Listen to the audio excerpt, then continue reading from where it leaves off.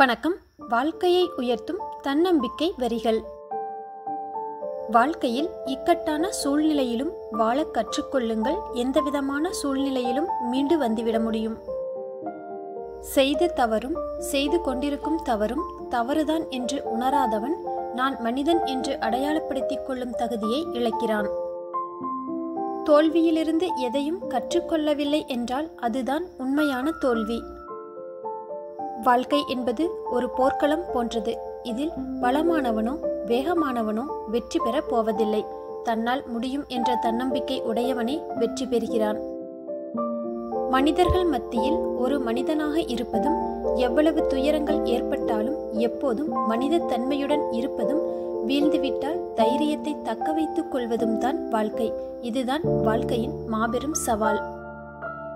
பாதைகள் மட்டுமே வெற்றியை தீர்மானிப்பது இல்லை, பயணிப்பவன் முயற்சிகளே அதை தீர்மானிக்கின்றன.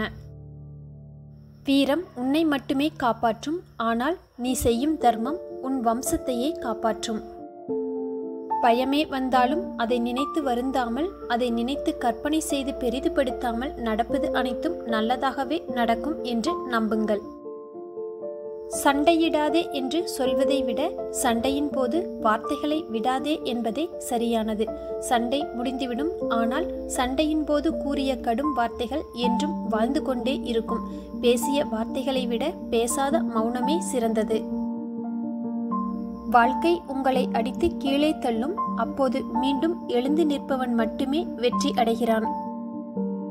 தேவைகளை மீறிய தேடல்களை கொண்டதுதான் வாழ்க்கை. எனினும் இருப்பவற்றில் இருக்கும் நிறைவை யாரும் உணர்வதில்லை. தெளிந்த நீர் என்றாலும் அதில் கல்லை எறிந்தவுடன் அதில் விழுந்த அழகான பிம்பங்கள் எல்லாம் கலங்கித்தான் போகின்றன. அதுபோலவே சீரான எண்ணங்களும் சில நேரங்களில் சில எதிர்பாராத வார்த்தைகளால் சிதைந்து போகின்றன. அதையும் தாண்டி நமது எண்ணங்களை பலப்படுத்த வேண்டும்.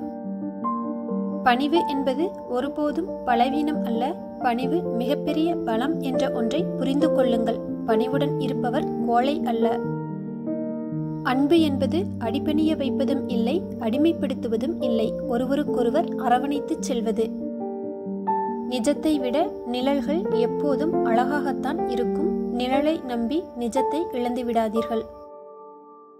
குறையில்லாத வாழ்க்கையை தேடாதே, அது யாருக்கும் கிடைத்ததில்லை. குறை கூறும் வாயை கேட்காதே, அது ஒருபோதும் நிறுத்தப் போவதில்லை. சிரித்து கொண்டே கடந்துவிடு, உன் கஷ்டங்களை மட்டும் அல்ல, உன்னை கலங்கப்படுத்தியவர்களையும். நாம் எந்த இடத்தில் இருக்கிறோம், நமக்கான பொறுப்புகள் என்ன என்பதை உணர்ந்தாலே போதும். வாழ்வில் தெளிவும் நற்பெயரும் விரைவில் கிடைத்துவிடும். பாதிக்கப்பட்டவனும் நீதி கேட்கிறான், குற்றம் செய்தவனும் நீதி கேட்கிறான். யாருக்கு நீதி என்பதை பணம்தான் முடிவு செய்கிறது. கருணையே இல்லாத இடத்தில் எவ்வளவு செல்வம் இருந்தாலும் அது பயனற்றது.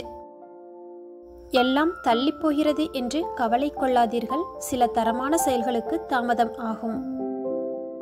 இந்த பதிவு பிடித்திருந்தால் லைக், ஷேர், கமெண்ட் பண்ணுங்க. இது போன்ற பதிவுகளுக்கு நமது ஜஸ்ட் ஃபார் ஆல் யூடியூப் சேனலை சப்ஸ்கிரைப் பண்ணிட்டு கூடவே இருக்கும் பெல் பட்டனையும் கிளிக் பண்ணிருங்க. நன்றி.